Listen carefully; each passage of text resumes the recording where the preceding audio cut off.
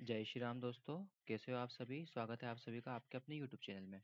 ठीक है, तो अभी तक हम लोगों ने इसमें जावा में जो हमने लॉजिकल प्रोग्रामिंग की हम सीरीज़ देख रहे हैं, उसके अंदर हमने अभी तक एडिशन, सब्ट्रैक्शन और ये सब डिवीज़न, मल्टीप्लिकेशन देख लिया है। और अब हम कंडीशनल पे आ गए। ठीक है, कंडीशनल स्टेटमेंट जिसके अंदर हमारा था if, else, else if, nested if. ठीक है, तो हमने इफ़ को भी कवर कर लिया और इफ़ एल्स को भी कवर कर लिया। तो आज के इस वीडियो में मैं सोच रहा हूँ कि हम इफ़ एल्स इफ भी ले लें और नेस्टेड इफ भी ले लें। ठीक है, तो कैसा रहेगा कि एक ही वीडियो में हम दोनों को कवर कर लेंगे। ठीक है, तो इसके लिए हम इस फोल्डर को सबसे पहले ओपन करते हैं हमारे वीएस कोड में।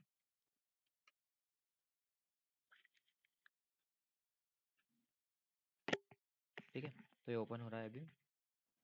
ये इतना टाइम ले रहा है, इससे अच्छा तो हम बाहर से इसको ओपन कर लेते हैं। चलो ठीक है, इसको हटाता हूँ मैं और इसको हम यहीं से ओपन कर लेते हैं वीएस कोड में। ठीक है, तो जैसा कि हम लोगों ने देखा था कि इफ़ मतलब क्या होता है कि अगर ये कंडीशन सही है तो वाला ब्लॉक एग्जीक्यूट होगा। ठीक है, जैसे हम देखते हैं, ये देखिए इफ़ में क्या था कि अगर ये कंडीशन ट्रू है, ठीक है, ट्रू है तो ये ब्लॉक एग्जीक्यूट होगा, और अगर फॉल्स है तो नीचे वाला ब्लॉक एग्जीक्यूट होगा। ठीक है, मतलब जो भी इफ़ के अंदर कंडीशन लिखी है अगर वो ट्रू है तो ही वो ब्लॉक एग्जीक्यूट होगा, और अगर नहीं है तो एल्स ब्लॉक। अगर अपन ने एल्स ब्लॉक लिखा है तो एल्स ब्लॉक एग्जीक्यूट होगा, नहीं तो नहीं होगा। ठीक है, अब हमारा जो इफ़ एल्स इफ़ जो है, ठीक है, सबसे पहले हम उसको देख लेते हैं, उसके बाद में हम नेस्टेड इफ़ की बात करेंगे। तो हम सबसे पहले एक फ़ाइल क्रिएट कर लेते हैं हमारी। तो एक काम करते हैं, अपन नई फ़ाइल क्रिएट करके पूरा नया ही कोड लिखेंगे। ठीक है, तो मैं इसका नाम देता हूँ इफ़ एल्स इफ़।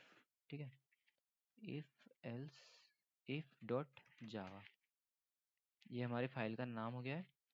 ठीक है, तो ये हमारा एंट्री पॉइंट फंक्शन लिखेंगे हम सबसे पहले, पब्लिक स्टैटिक वॉइड मेन। देखिए जैसे मैं मतलब बोल बोल के लिख रहा हूँ ना, वैसे ही आप लोग भी खुद से प्रैक्टिस कीजिए। कॉपी पेस्ट करने से अच्छा है कि बोल बोल के लिखने की उसकी प्रैक्टिस कीजिए। ठीक है, तो उससे क्या आप लोगों के मतलब माइंड में सेट हो जाएगा कि यहाँ पे एंट्री पॉइंट फंक्शन हम ऐसे लिखते हैं। ठीक है, तो हम लिखते हैं इसके अंदर कि इफ़ एल्स इफ़, मतलब आप लोगों को इससे समझ में आ जाएगा कि ये इफ़ एल्स इफ़ वाला चल रहा है हमारा। ठीक है, तो जब भी आप लोग गिट के लिंक पे जाओगे तो आप लोगों को ये कोड वहाँ पर मिल जाएगा, तो उसमें आपको समझ आ जाएगा कि हमने इसमें इफ़ एल्स इफ़ को एक्सप्लोर किया था। ठीक है, तो ये हमने एक एंट्री पॉइंट फंक्शन लिख दिया है। अब हम एक काम करते हैं, वो ले लेते हैं हम, क्या कंडीशन हम क्या ले, मतलब क्वेश्चन प्रॉब्लम स्टेटमेंट हम इफ़ एल्स इफ के लिए ले लेते हैं। हम एक काम करें क्या, मार्क्स वाला ले लेते हैं। ठीक है, चलो मार्क्स वाला छोड़ो, क्योंकि मार्क्स वाला तो सब लेते हैं, हम कुछ अलग लेते हैं। अगर ए की एज 20 है, बी की एज 30 है और सी की एज 40 है। ठीक है, तो हम इस तरीके से हम देख लेते हैं कि मतलब जैसे मैंने एग्जांपल दिया है कि ये एज है। ठीक है, मैं इधर लिख देता हूँ एज। ये हम थोड़ा नया प्रॉब्लम स्टेटमेंट क्रिएट कर रहे हैं, तो थोड़ा समझ लीजिएगा क्या करना चाहता हूँ मैं इसमें। ठीक है, अब हम एक और ले लेते हैं, क्योंकि हमने एक चीज़ तो लेनी है, डी इक्वल्स टू 13 और ई इक्वल्स टू 5, 5 6 कुछ भी ले लो। ठीक है, तो अब हमको इसमें से पता करना है कि accept age from user and return return return, मतलब कि हमको एक यूज़र से एक एज एक्सेप्ट करनी है और उसको रिटर्न करने की वो क्या है, जैसे यंग है, चाइल्ड है, टीनेजर है, या फिर ओल्ड है। ठीक है, मतलब वो सब हमको इसमें उसको रिटर्न करना है। ठीक है, तो अब हम एक काम करते हैं, पहले तो हम एक क्लास लिख लेते हैं। ठीक है, तो हम क्लास में क्या लिखेंगे, check check check check age, मतलब चेक एज लिख देते हैं। ठीक है, एक हमने क्लास क्रिएट करनी थी। ठीक है, क्लास क्रिएट की हमने, और यहाँ पे हम यूज़र से इनपुट लेंगे, तो इंट और आई एच। आई क्यों लिखा है वो आप लोग पिछला वीडियो देख लीजिएगा, तो आप लोगों को समझ में आएगा मैंने आई का यूज़ क्यों किया है। ठीक है, जिसके जावा के कंसेप्ट क्लियर है वो बहुत अच्छे से समझ रहा होगा कि मैंने इसको आई क्यों लिखा है। ठीक है, जीरो से इसको इनिशियलाइज़ किया। फिर अब मुझे यूज़र से उसकी एज पूछना है, ठीक है, मुझे इनपुट चाहिए यूज़र से। तो मैं क्या बोलूँगा, एक पहले तो मैं एक ऑब्जेक्ट क्रिएट करूँगा, ठीक है, स्कैनर क्लास का मैंने एक ऑब्जेक्ट क्रिएट किया, इंपोर्ट हो गई class scanner S O B J equals to new scanner, ठीक है, सिस्टम डॉट इन, मतलब सिस्टम का जो इनपुट है उसको हमने scanner S O B J के अंदर ले लिया है, ठीक। फिर जो आई एज है उसके अंदर मैं लूँगा S O B J dot next int. ये सब क्यों कर रहा हूँ वो भी आप लोगों को पिछले वीडियो में पूरा एक एक बात एक्सप्लेन करी, तो बार बार वो मैं रिपीट करूँगा तो उससे टाइम वेस्ट होगा, तो आप लोग प्लीज़ पुराना वीडियो देख लीजिएगा। एंटर योर एज, हमने यूज़र को एक मैसेज दिया है कि भाई तू तेरी एज एंटर कर, ठीक है।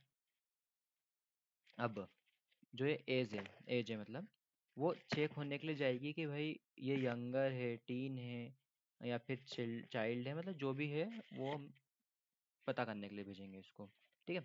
तो उसके लिए हम क्या करेंगे, एक डिस्प्ले नहीं, चलो इसको चेक का हमने दिया है तो चेक एज जो है, चेक एज उसका हम एक ऑब्जेक्ट क्रिएट करेंगे C O B J equals to new check age, perfect. हम कंस्ट्रक्टर वगैरह का यूज़ करेंगे इसमें, चल नहीं करते, मतलब इसको हमको लंबा नहीं करना है, ठीक है, वीडियो को हम सिंपल से कंसेप्ट सीखते हैं, सिंपल तरीके से उसको करेंगे और उसको हम समझेंगे। हमको क्योंकि अभी केवल लॉजिक बनाना है, ठीक है, लॉजिक बिल्ड करना है, हमें अभी कंस्ट्रक्टर वंस्ट्रक्टर लिखने की जरूरत नहीं है, वो सब मैं आप लोगों को पिछले वीडियो में एक्सप्लेन कर चुका हूँ कि कैसे हम कंस्ट्रक्टर लिखते हैं, उसके अंदर हम प्रॉपर्टी डिफाइन करते हैं, उनको वैल्यू असाइन करते हैं, जो भी उसके लोकल वेरिएबल होते हैं उनको हम वैल्यू कैसे असाइन करते हैं कंस्ट्रक्टर के थ्रू, और कंस्ट्रक्टर कॉल कब होता है, कैसे क्या उसको अपन वैल्यू पास कर सकते हैं, पैरामीटर पास कर सकते हैं, तो ये सब पिछले वीडियो में समझा दिया है, तो मैं बार बार उसको एक्सप्लेन करके अपना टाइम को इंक्रीज नहीं करूँगा, ठीक है, वीडियो हमको ज़्यादा बड़ा नहीं बनाना है, इसलिए मैं उसको अभी इग्नोर कर रहा हूँ, ठीक है। तो हम सबसे पहले एक फंक्शन लिखेंगे, सॉरी पब्लिक, ये रिटर्न क्या करेगा, रिटर्न कुछ भी नहीं करेगा, तो पब्लिक वॉइड और इसको डिस्प्ले कर देते हैं, मतलब कुछ नहीं करना है, डिस्प्ले मतलब एक फंक्शन का नाम लिख दिया है मैंने बस, और इसमें मैं एक इंटीजर टाइप का इसमें भी आई एज ले लेते हैं, ठीक है। चलो रेंदो आप बोलोगे कि इधर भी आई एज लिया तो ऊपर भी आई एज लेना पड़ता है, ऐसा नहीं होता है, ठीक है। तो मैं यहाँ पे आई एच की जगह क्या लूँ, आई चेक एच, ठीक है, सी एच ई सी के एच, तो इससे आप लोगों को समझ में आ जाएगा कि यहाँ पे हम वेरिएबल का नाम कुछ भी दे सकते हैं, ठीक है। वेरिएबल है प्रॉपर्टी आप कुछ भी बोल सकते हैं उसको, नहीं तो आप बोलोगे कि हमको तो बोला था कि जावा में प्रॉपर्टीज होती है, लेकिन आप तो वेरिएबल बोल रहे हो, ऐसा कुछ नहीं होता है, कुछ भी ले सकते हो, वेरिएबल बोलो या प्रॉपर्टीज बोलो, एक ही बात है, ठीक है। और जो फंक्शन के अंदर आ जाता है ना उसको हम आर्ग्यूमेंट्स या फिर पैरामीटर कहते हैं, ठीक। तो हमने ये ले लिया। अब आई हमारी मेन पिक्चर चालू हुई है, ठीक है। तो हमारी मेन पिक्चर क्या चालू हुई है, यहाँ पे सबसे पहले हमको इसको कॉल करना पड़ेगा सी ओ बी जे डॉट, ठीक है, डिस्प्ले, ये इसने खुद ने ऑप्शन दे दिया और आई एच भी इसने पास कर दिया, परफेक्ट, ठीक। अब हमको क्या चेक करना है कि भाई हम पहले एक कंडीशन लिख ले क्या, कि अगर बच्चा जो है वो 0 से 12 तक हुआ, ठीक है, 0 से 12 तक हुआ तो वो चाइल्ड कैटेगरी में आएगा, ठीक है, चाइल्ड कैटेगरी, और 13 से 19 हुआ तो वो आएगा टीन टीन कैटेगरी में, कैटेगरी कैटेगरी, ठीक है। फिर अभी हम मतलब ऐसे ही कुछ भी लिख रहे हैं, नहीं तो आप लोग बोलोगे कि यहाँ से यहाँ तक ऐसा कैसे हो गया है ना, हम ऐसा नहीं कुछ भी कर रहे हैं अभी। और 20 से हम मान लेते हैं 35 मान ले क्या, कि 40 मान ले, चलो 40 मान लेते हैं, 40 में हम लेते हैं उसको यंगर कैटेगरी, यंग कैटेगरी लिख देते हैं, यंगर नहीं होगा, यंग कैटेगरी, ठीक है। अगर इतने से इतने के बीच में हुआ तो यंग कैटेगरी में आ जाएगा वो, और अबाव 40 कर लें, अबाव 40 ओल्ड, ठीक है। अब मुझे इतनी कैटेगरी अभी थी इसलिए मैंने अभी इतनी लिख दी है, ठीक है। और वो एज का आप ये मत देखिएगा, मतलब कि ये जैसे मेरे 20 से 40 यंग होते तो मतलब ऐसा मैंने अभी अपने को एग्जाम्पल लिया है, ठीक है। तो हमको कैसे कंडीशन लगानी है हम इसके बिहाफ पे लगाएंगे, ठीक है। ऐसा ही कोई इसमें मतलब कोई प्रैक्टिकल या कुछ ये नहीं है, ये केवल आप लोगों को एक्सप्लेन करने के लिए कि हमें अगर कंडीशन पता है तो हम उसको इफ एल्स इफ में कैसे यूज कर सकते हैं, ठीक है। तो देखो हमारा क्वेश्चन ये था एक्सेप्ट एज फ्रॉम, अच्छा मैंने यहाँ पे रिटर्न के आगे लिखा ही नहीं क्या, ठीक है, return category of age group, ठीक है। मतलब कि उसका जो एज का ग्रुप है वो कौन सी कैटेगरी के अंदर आता है, अभी कौन से ग्रुप में आता है। ठीक है, तो अब हम सबसे पहले यहाँ पे हमारी पहली कंडीशन चेक करेंगे। ठीक है, तो पहली कंडीशन के लिए हमने इफ़ लगाई, यदि जो आई चेक एज, ठीक है, अगर I check age is greater than 0, ठीक, मतलब क्या है इसमें, आई चेक एज अगर 0 से बड़ी है। ठीक है, अभी मैं आप लोगों को बताता हूँ, मतलब एक एक चीज़ बताता हूँ। तो हम क्या करेंगे यहाँ पे, system dot out dot println कर देंगे कि यूअर लिख देगा, your as group is child. अरे यार चलो यार कुछ भी लिख देते हैं, is in child category, category, perfect. ठीक है, अब आप लोग मतलब इतने में आपका काम हो जाएगा क्या, कि जैसे मान लो कि आपने एंटर डाला है 11, ठीक है, आपने एज डाली है आपकी 11, तो वो तो सही चल जाएगा इसके अंदर। देखिए, अगर बोला इसने 11 इज ग्रेटर देन 0, तो बिल्कुल चलेगा, your age group is in child category. लेकिन अगर आपने 15 या कुछ भी डाला, मतलब 12 के अबाव भी आपने अगर कुछ डाल दिया ना, तो भी यही प्रिंट होगा। ठीक है, वो कैसे है मैं आप लोगों को बताता हूँ। ठीक है, अब जैसे एल्स इफ है, तो मैं एक एल्स इफ भी लिख के बताता हूँ आप लोगों को। ठीक है, एल्स इफ, ठीक है, तो अभी एल्स इफ में क्या लिखूंगा मैं, I check age is greater than 12। अभी देखिए आप, अभी मैं इसको कॉपी कर लेता हूँ, इसको नीचे डाला, इसको ऐसा करा, यूअर एज ग्रुप इज इन कौन सी कैटेगरी है, टीन। अब देखिए, अब इसमें होने वाली गड़बड़, और वो मैं बताता हूँ कि क्या होने वाला है। सॉरी। सबसे पहले तो हम इसको सेव करेंगे और रन करेंगे। ठीक है, तो इसको रन करने के लिए हमको पहले सी कमांड प्रॉम्प्ट ओपन करना पड़ेगा। तो उसके लिए हम यहाँ पे गए, कमांड प्रॉम्प्ट ओपन करा। ठीक है, इसको मैं अपनी स्क्रीन पे ले आता हूँ, परफेक्ट, इसको थोड़ा छोटा कर देता हूँ। ठीक है, अब देखिए, अब हम इस प्रोग्राम को रन करेंगे, तो देखिएगा आपको क्या एरर दिखती है इसमें। क्या है इसका, मैं कमांड भूल चुका, आप लोग सोचिए क्या कमांड है इसकी। हमको ना इसको कंपाइल करना है, जावा के प्रोग्राम को कंपाइल करना है, तो उसकी कमांड क्या है, मैं 5 सेकंड का टाइम देता हूँ, सोच लीजिए। ठीक है, आई होप आपने सोच लिया होगा। जावा के कोड को कंपाइल करना है, तो उसके जावा के कंपाइलर का यूज़ करें, मतलब जावा सी। ठीक है, फिर हम इसका नाम लिखेंगे if else if dot Java, perfect. अब इसको रन करेंगे, तो रन करने के लिए हमको इंटरप्रेटर की जरूरत पड़ेगी। तो इंटरप्रेटर क्या है इसका, जावा खुद एक इसका इंटरप्रेटर है। अच्छा मैंने इसका नाम गलत लिख दिया, चलो ठीक, कोई बात नहीं, कैपिटल एफ लिख दिया है, तो इसको स्मॉल करना चाहिए था। ठीक है, कोई बात नहीं। अब इसे कहला इंटर योर एज। अब मैंने डाला कि भाई मेरी एज 11 है। ठीक है, 11 है, तो क्या बोल रहा है ये देखिए, your age group is in child category.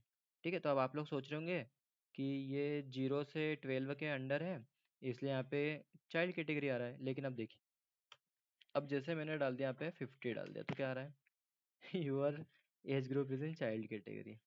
ठीक है, तो आप लोग अब सोचोगे कि यार ये मतलब 11 पे भी चाइल्ड कैटेगरी, 50 पे भी चाइल्ड कैटेगरी है, तो फिर इन सब का यूज़ ही क्या है। और हमने नीचे तो लगा रखा था कि 12 के ऊपर, चलो 12 के ऊपर देखा ना, तो ये देखिए 12 के ऊपर हम 13 ले लेते, सॉरी। तो क्या आया, your age group is in child category.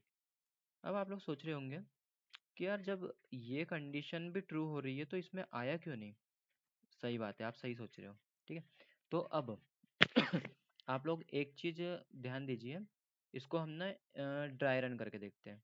Dry run मतलब क्या होता है कि हम यहीं के ही हमारे कोड को थोड़ा मतलब खुद से मैन्युअली या इमेजिन कर सकते हैं। ठीक है, तो जैसे कि हमने यहाँ पे देखा कि इस फंक्शन को हमने एज पास की है, जो हमने कस्टमर से ली हुई है। ठीक है, कस्टमर सॉरी, यूज़र से। तो जैसे कि उसने यहाँ से पास किया 13। ठीक है, इसने यहाँ से 13 पास किया, तो ये ऊपर आया, तो यहाँ पे इसको 13 मिल गया।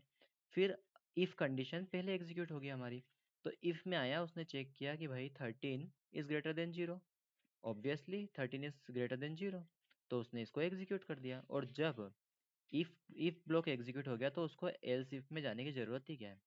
ठीक है, तो वह एल्स इफ में गया ही नहीं, तो यहाँ पे आपकी पिक्चर या कोड उलझ रहा है। ठीक है, तो अब इसके लिए क्या करना पड़ेगा आपको, यहाँ पर एक और कंडीशन लगानी पड़ेगी। और वो कंडीशन क्या लगानी पड़ेगी आपको, कि जो आपको स्टार्टिंग पॉइंट और एंड पॉइंट दिया हुआ है, तो आपको उसके बीच में कंडीशन लगानी है। ठीक है, तो कैसा, if I check is greater than 0 and ये आपको इसमें लगाना है, ठीक है, एंड तो इज ग्रेटर देन 0 और लेस देन इक्वल्स टू 12, ये हो गई आपकी कंडीशन परफेक्ट। ठीक है, अब हमने इसको किया सेव, इसको फिर से हम एक बार रन करके देखेंगे कि इस बार क्या आउटपुट मिलता है हमको। कंपाइल किया सॉरी, रन किया। अब देखिए, अब मैंने जैसे 12 डाला तो क्या आया, इज इन चाइल्ड कैटेगरी। अब मैंने फिर से इसको रन किया, 13 डाला तो क्या बोला, your as group is in tin category. देखा आपने, मतलब कि इसमें हमने जो एंड लगाया है, ठीक है, तो इस एंड ऑपरेटर की वजह से इसने चेक किया, ठीक है, क्या चेक किया इसने, कि ये कंडीशन भी ट्रू होनी चाहिए, ये कंडीशन भी ट्रू होनी चाहिए।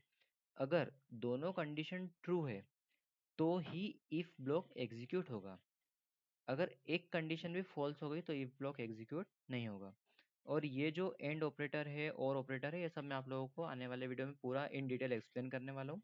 वैसे जावा के कंसेप्ट में भी मैंने एक्सप्लेन किया था, लेकिन यहाँ पर हम प्रोग्रामेटिकली देखेंगे, जिसमें हम लॉजिकल प्रोग्रामिंग कर रहे हैं, तो इसलिए हम इसमें इसको डिफरेंट वे में समझेंगे, ठीक है, विथ प्रोग्राम। तो इसको हम भी आगे आने वाले वीडियो में समझेंगे, तब तक आप इसको बस ये ध्यान रखिए कि एंड ऑपरेटर लगा है तो दोनों कंडीशन, या दो क्या मतलब दो से भी ज़्यादा कंडीशन हो सकती है, ठीक है, तो जितनी भी कंडीशन हो, अगर सारी कंडीशन ट्रू है तो ही हमारा वो ब्लॉक एग्जीक्यूट होगा। ठीक, तो हमने एक चीज़ तो देख ली, लेकिन अब इसमें गड़बड़ हो गई कि भाई ये 12 के अबाउ तो है, तो अगर 12 के अबाउ हमने 50 डाल दिया तो 50 भी 12 के अबाउ है, तो वो भी 3 कैटेगरी में दिखाएगा, तो इसमें भी हमको सेम कंडीशन अप्लाई करनी पड़ेगी। कैसे, I check H is less than equals to क्या लिया हमने, 19, ठीक है।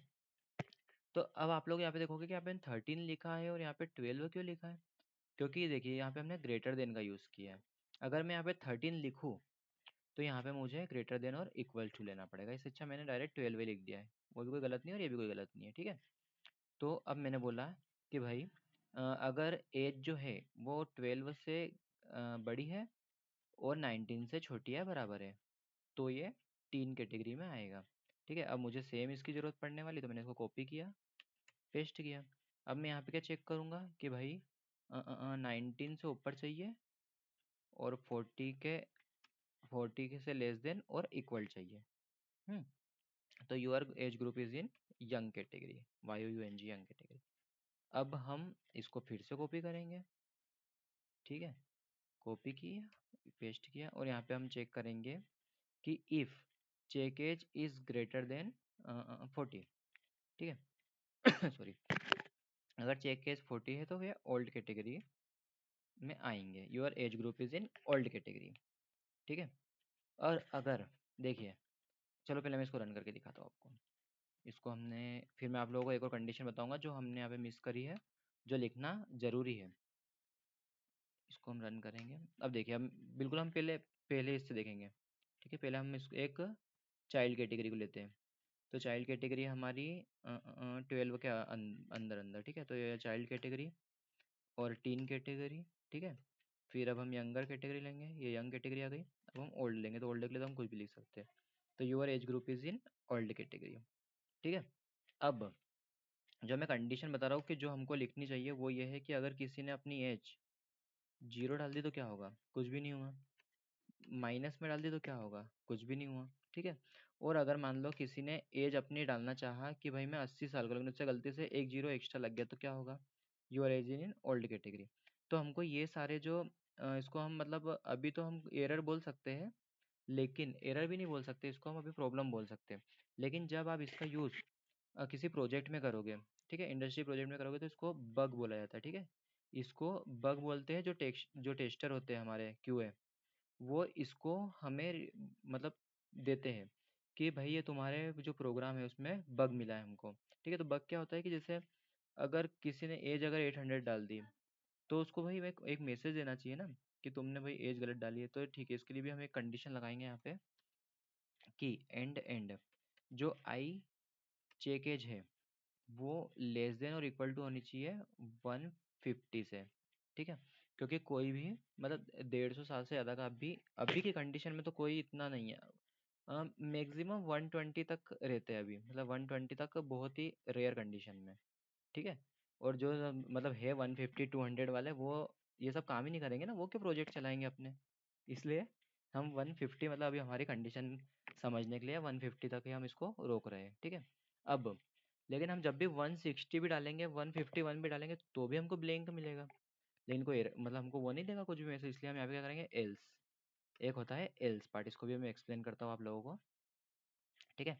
तो इसमें हम लिखेंगे सिस आउट, इसमें लिखेंगे please enter valid H, VALID valid H, perfect. अब देखिए, अब हम इसको वापस से रन करेंगे, ठीक है। अब मैंने डाल दिया कि भाई मैं 120 साल का हूँ, तो क्या बोला उसने, your age group is in old category, बिल्कुल सही बता रहा है ये।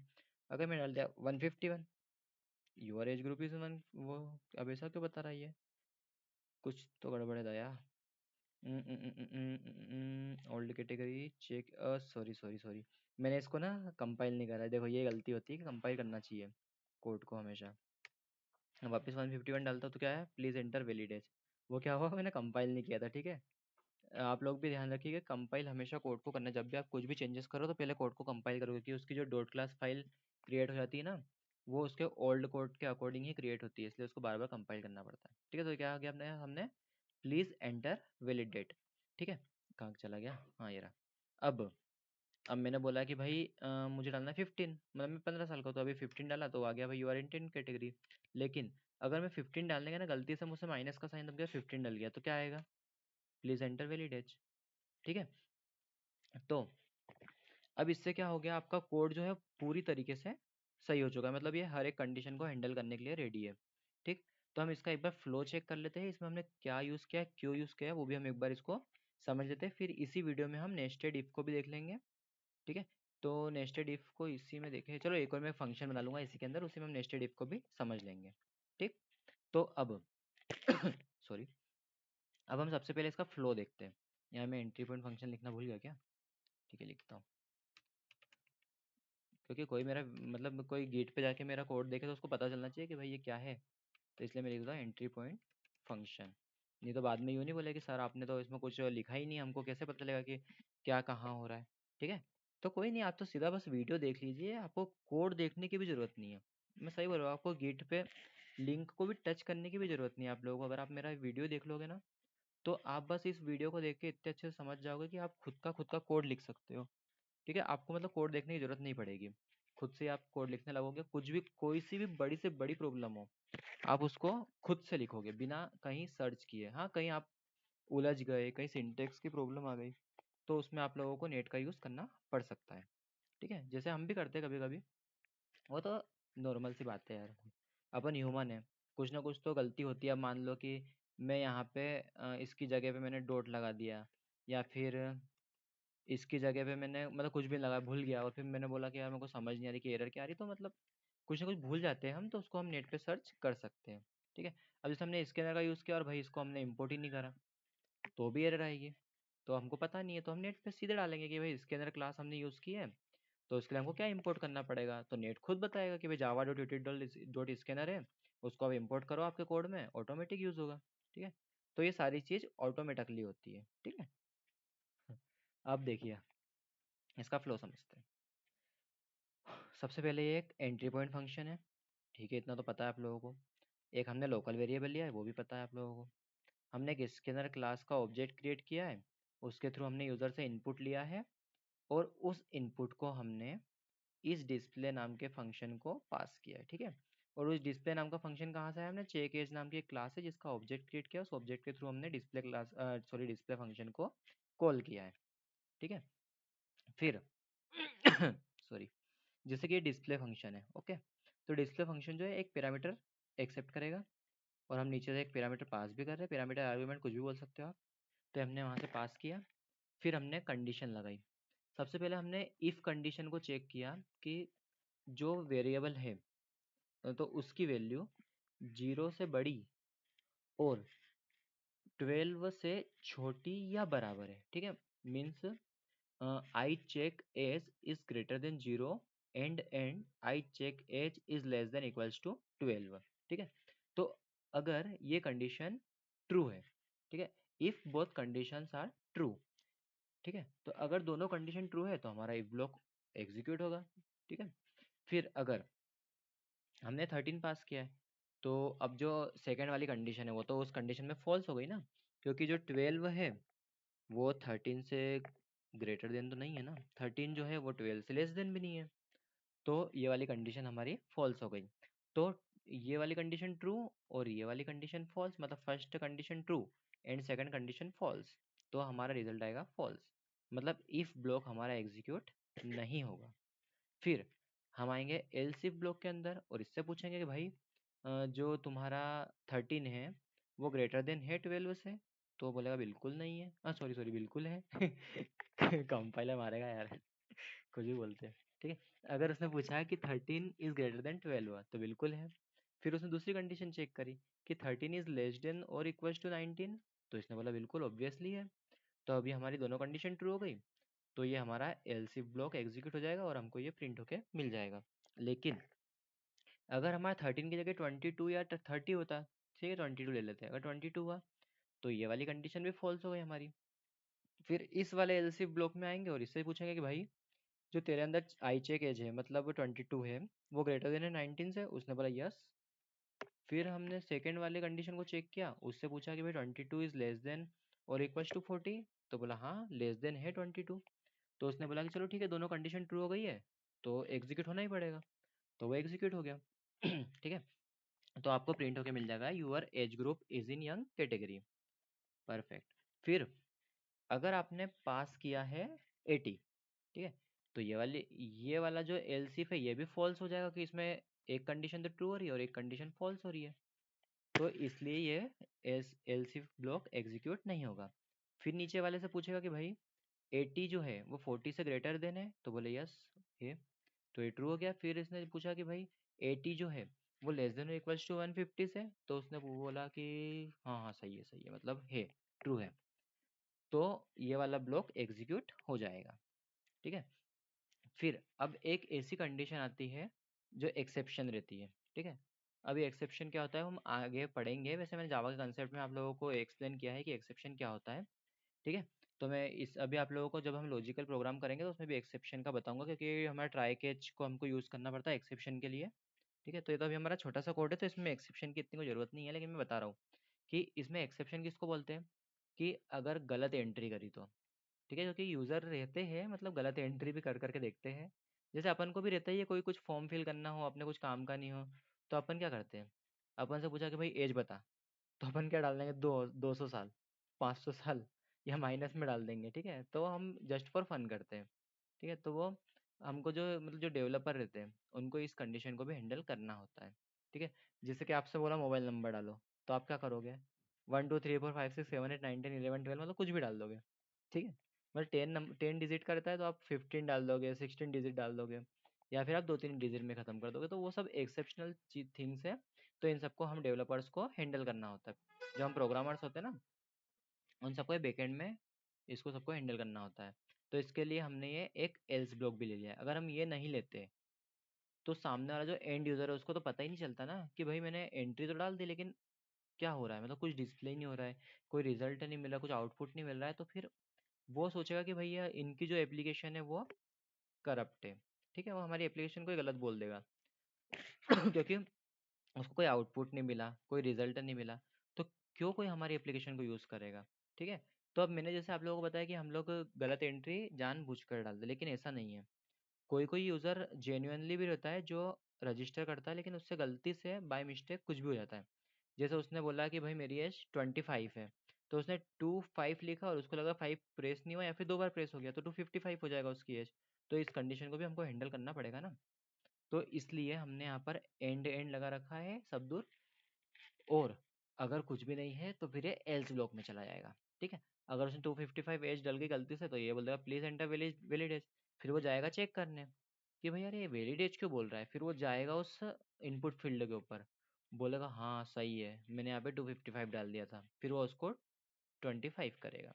ठीक है, तो ऐसा हमको इसको हम ना मतलब जो फ्रंट एंड में जो रहता है जो वेब पर चलता है उसको ना हम वैलिडेशन कहते हैं। ठीक है, जो हम बैकएंड से भी ला सकते हैं फ्रंट एंड से भी लगा सकते हैं, तो ये सब हम अभी बाद में देखेंगे वो एक्चुअली मैंने पीएचपी में आप लोगों को अभी एक्सप्लेन नहीं, अभी नहीं किया है पीएचपी में एक्सप्लेन, वो मैं आप लोगों को उस पर वीडियो बना दूंगा। हम इसमें भी देख लेते हैं कि वैलिडेशन हम इसी तरह से करते हैं। ठीक है, तो हमने जैसे एक फंक्शन क्रिएट किया, हमने उसमें सारी कोडिंग कर दी है, सारे कंडीशन लगा दिए। अब जो फ्रंट एंड जो भी डिज़ाइन करेगा वो इस कंडीशन के बिहाफ पे आगे वैलिडेशन लगाएगा। ठीक है, परफेक्ट। तो ये हमारा एक्सेप्शनल भी हमने इसमें समझ लिया है कि क्या क्या एक्सेप्शनल हो सकता है इसके अंदर। अब हम नेस्टेड इफ भी इसी के अंदर कवर कर लेते हैं।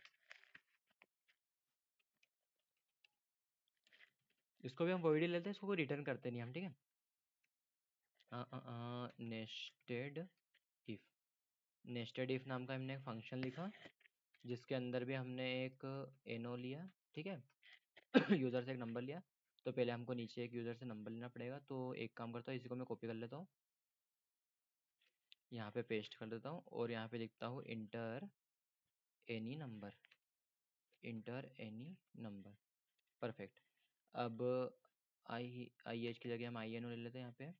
ठीक है, और यहाँ पे आई एन ओ को पहले हमको डिक्लेयर करना पड़ेगा, तो हमने आई एन ओ को डिफाइन कर दिया। ठीक है, फिर अब देखिए इतना तो हो गया है कि हमने यूज़र को बोला कि भाई तू एक नंबर दे, और उसको हमने आई एन ओ के अंदर ले लिया है।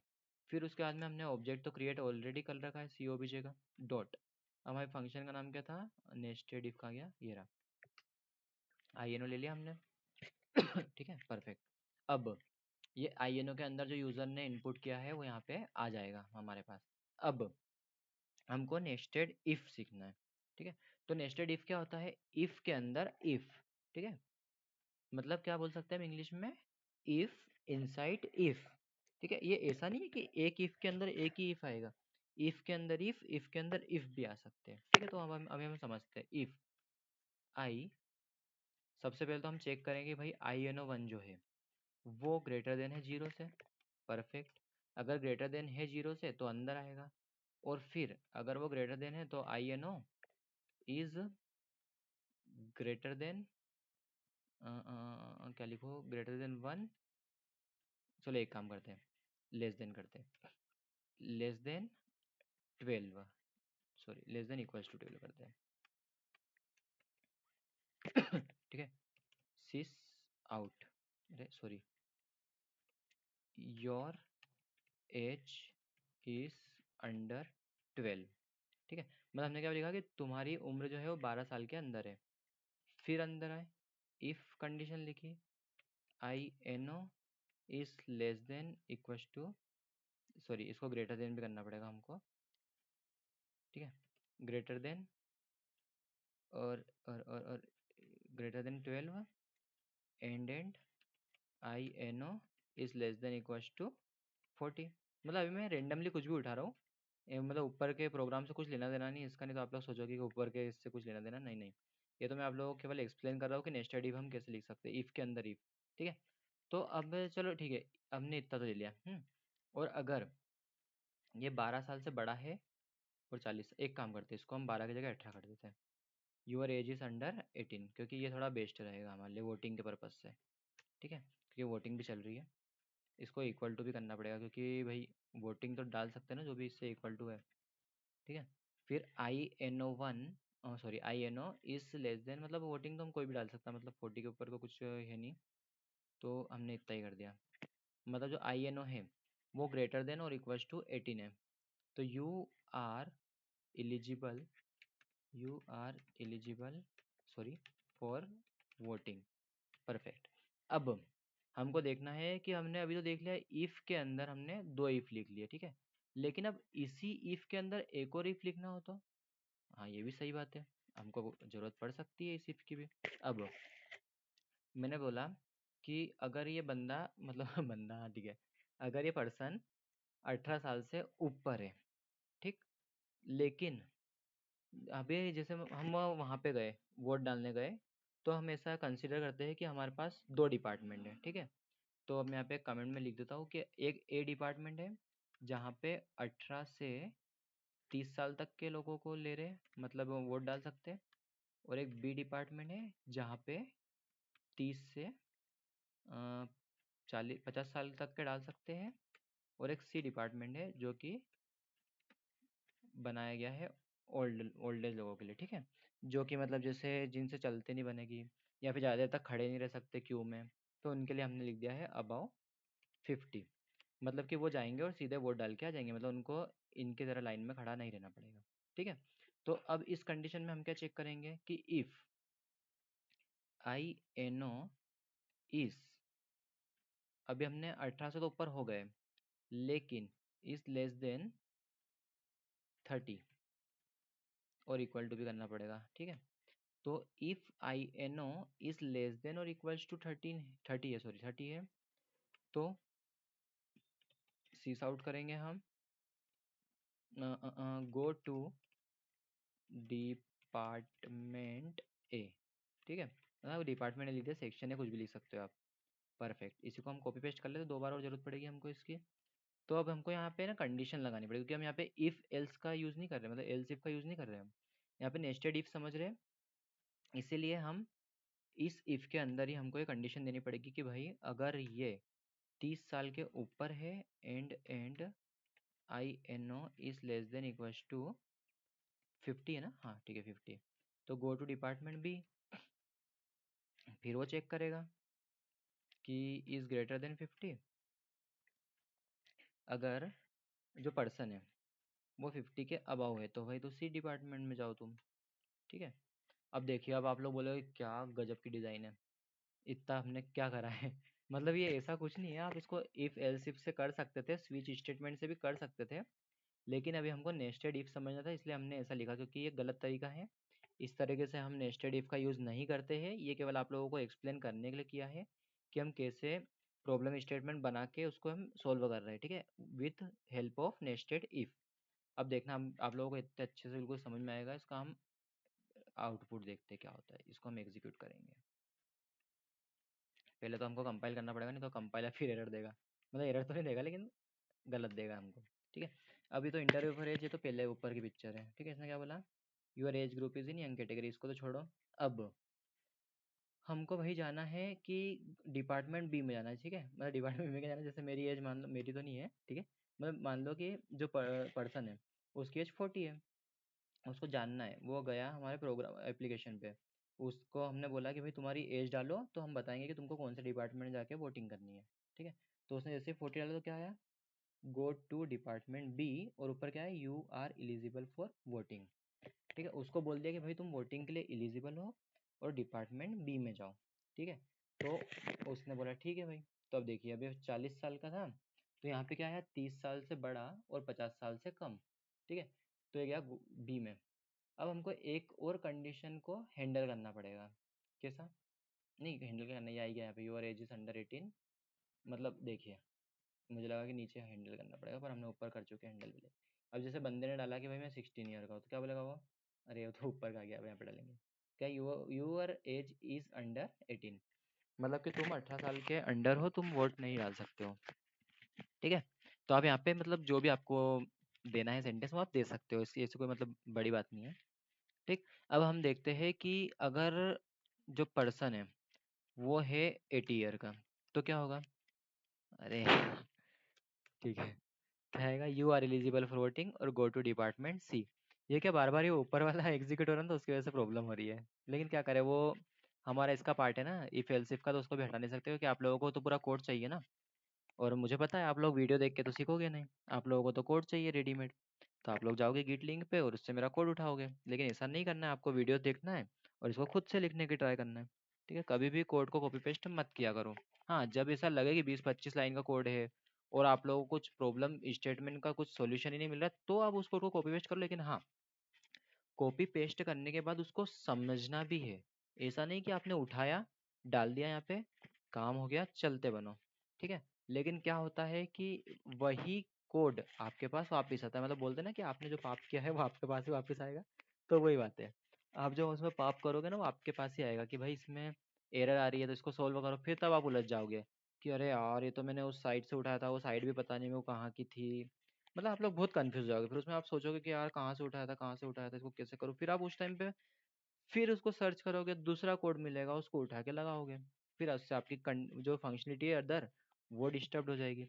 तो इससे अच्छा बेटर यही है कि आप लोग जो भी कोड को उठाओ, कॉपी पेस्ट करो, उसको पहले अच्छे से समझ लो, ठीक, कि क्या हो रहा है, कैसे हो रहा है। जब आप लोग उसको अच्छे से समझ लोगे ना, तो आपके पास भले ही वो प्रोजेक्ट 10 साल बाद भी आएगा ना, तो आप उसको आग बंद करके कर सकते हो, मेरी गारंटी है, अगर आप लोगों ने अच्छे से उसको समझ लिया पहले ही तो। ठीक है, तो अब देखिए सॉरी, डिपार्टमेंट सी भी हो गया, डिपार्टमेंट बी भी हो गया, डिपार्टमेंट ए भी चेक कर लेते हैं। ठीक है, ये पहले वाला तो फालतू का, इसको डालो inter any number, inter any number, हाँ चलो ठीक है, वो नंबर को चेंज कर दूंगा मैं।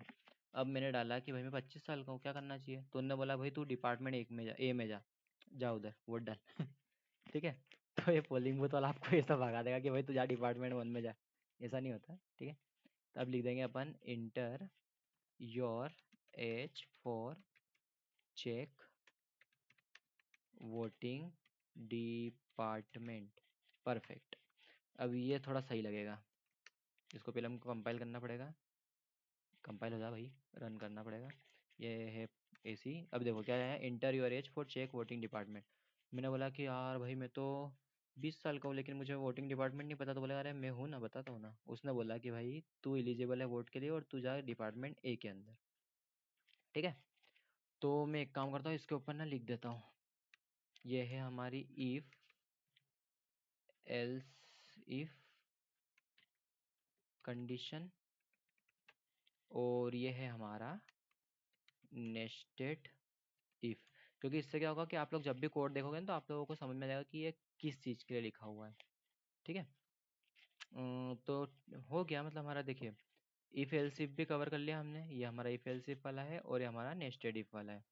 और बाकी तो फिर हमारा एंट्री पॉइंट फंक्शन है, ये तो कोई ये नहीं है, मतलब आप लोगों ने अगर पिछले वीडियो देखे होंगे तो आप लोग समझ ही गए होंगे कि एंट्री पॉइंट फंक्शन क्या है। इंटीजर सॉरी, मतलब हमने जो वेरिएबल लिया है, लोकल वेरिएबल, उसमें हमने आई का यूज़ क्यों किया है, इसके अंदर क्लास का ऑब्जेक्ट कैसे क्रिएट करना है और क्यों करना है, सिस्टम डॉट इन क्या होता है, और ऐसा ओबीजे डॉट नेक्स्ट इंट क्या होता है, नेक्स्ट फ्लोट क्या होता है, नेक्स्ट डबल क्या होता है, और ओनली नेक्स्ट क्या होता है। मतलब ये सारी चीज़ें मैं आप लोगों को ऑलरेडी एक्सप्लेन कर चुका हूँ। तो आप लोग प्लीज़ जो लॉजिकल प्रोग्रामिंग वाली सीरीज़ है जो ये चल रही है, जिसका वीडियो है, उस सीरीज़ को आप फर्स्ट प्रोग्राम से देखिए। ऐसा है कि वो बेसिक है, लेकिन वो देखना बहुत ज़रूरी है। भले ही हमने उसमें जय श्री राम, जय जय श्री महाकाल, कुछ भी जो भी हमने प्रिंट किया है उसके अंदर, वो सिंपल है, लेकिन उसके अंदर जो कंसेप्ट मैंने एक्सप्लेन किया ना, वो बहुत ज़रूरी है। अब आप लोग क्या बोलोगे, ये प्रिंट करना, तो प्रिंट हेलो वर्ल्ड तो हम कहीं से भी देख के कर लेंगे, लेकिन वो आप देख के कर लोगे, लेकिन उसको समझेगा कौन। ठीक है, उस वीडियो में मैंने आप लोगों को बिल्कुल एक एक चीज़ समझा के रखी है। एक एडिशन वाला प्रोग्राम है, उस पर मैंने 4-5 वीडियो बना के रखे, जबकि वो तो एक वीडियो में भी ख़त्म कर सकता था मैं, लेकिन 4-5 बनाने पड़े, क्योंकि उसके कंसेप्ट ही कुछ ऐसे थे कि आप लोगों को समझना बहुत ज़रूरी होता है, क्योंकि वो अलग-अलग लेवल पे मैंने आप लोगों को एक्सप्लेन किया हुआ है।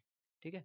तो आप लोग प्लीज़ वो वाले वीडियो देख लीजिएगा, तभी आप लोगों के कंसेप्ट क्लियर होंगे। और हाँ, अगर आपको जावा के कोर कंसेप्ट क्लियर करने हैं, कोर मतलब कि in the sense object orientation, ठीक है? अगर आप लोगों को ऑब्जेक्ट ओरिएंटेशन, उसमें इनहेरिटेंस और अपना पॉलीमॉर्फिज्म, ये सब क्या होता है, फाइनल कीवर्ड का यूज़ क्यों किया जाता है, और हमारे स्ट्रिंग बफर, स्ट्रिंग बिल्डर, मतलब ये सब क्या होता है, वो सब मैंने आप लोगों को जावा की जो सीरीज़ है उसमें आप लोगों को एक्सप्लेन कर दिया है, जो आपको आई बटन पे मिल जाएगी, और मेरे डिस्क्रिप्शन बॉक्स में भी मिल जाएगी जावा की प्लेलिस्ट। तो उसको भी आप जाके एक्सप्लोर कर सकते हो। आपको जो वीडियो देखना है वो देखिए, लेकिन हाँ प्लीज़ बीच में से कोई सा भी वीडियो देख के आप ये मत सोचिएगा कि ये समझ में नहीं आया, क्योंकि मैंने जो स्टार्टिंग से वीडियो बनाया वो एक दूसरे के ऊपर डिपेंडेंसी के अकॉर्डिंग बनाया है। ठीक है, अगर आप बोलोगे कि भाई इन्हें इनहेरिटेंस तो सिखा दिया है, लेकिन अदर चीज़ नहीं सिखाई, तो वो ऐसा नहीं है कि लाइन बाय लाइन चलूंगा मैं एक दूसरे की डिपेंडेंसी के अकॉर्डिंग आप लोगों को एक्सप्लेन करता जाता हूँ। ठीक है, तो ये हमारा आज का वीडियो हम यही ख़त्म करते हैं। इसके बाद हम और आगे कंडीशनल कंडीशनल बचा है, कि हमारा भी conditional statement if else if हो चुका है, नेस्टेड इफ भी मैंने आप लोगों को बता दिया है।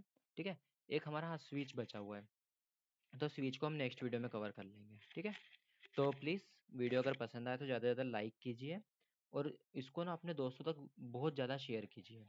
ठीक है, क्योंकि आप लोग हेल्प करोगे तभी तो मुझे थोड़ा कॉन्फिडेंस आएगा ना नेक्स्ट वीडियो बनाने में, या फिर अदर लैंग्वेजेस पे सीरीज़ बनाने में। ठीक है, तो ज़्यादा से ज़्यादा इसको शेयर कीजिए, सबसे सब्सक्राइब करवाइए, और प्लीज़ वीडियो को लाइक कीजिए, और कुछ समझ ना आए तो आप कमेंट भी कर सकते हो।